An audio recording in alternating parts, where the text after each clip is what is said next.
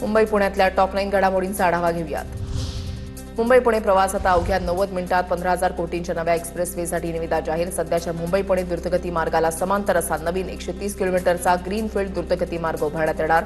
प्रकल्पासाठी अंदाजे 15,000 कोटी रुपये खर्च अपेक्षित। मुंबईमध्ये यावर्षी 100 ठिकाणी पाणी तुंबणार। पालिकेचा दावा, पाणी तुंबण्याचा धोका असलेल्या 497 ठिकाणांपैकी 403 ठिकाणी पाण्याच्या निचऱ्यासाठी उपाययोजना। दरम्यान तुंबणाऱ्या 130 नव्या ठिकाणांची भर।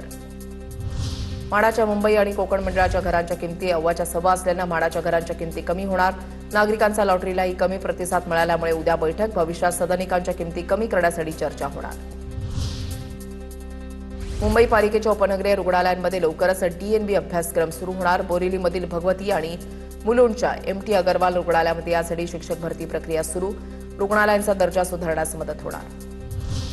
मुंबई मेट्रो 3 भुयारी मार्गिकेमध्ये मोबाईल नेटवर्कचा प्रश्न लवकरच सुटणार। प्रवाशांना अखंड कनेक्टिव्हिटी देण्यासाठी दूरसंचार कंपन्यांना आयबीएस प्रणाली उभारण्याचे अधिकार।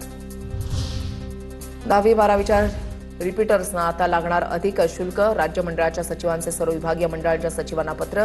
10वी आणि 12वीच्या जुलै-ऑगस्ट 2024 पासून होणाऱ्या पुरवणी परीक्षांसाठी परीक्षा शुल्कामध्ये वाढ करण्याचा निर्णय।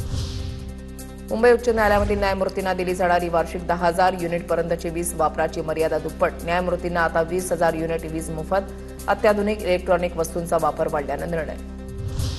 आगामी स्थानिक स्वराज्य संस्था निवडणुकांच्या पार्श्वभूमीवर पुणे जिल्हा प्रशासनानं प्रारूप मतदार यादी जाहीर।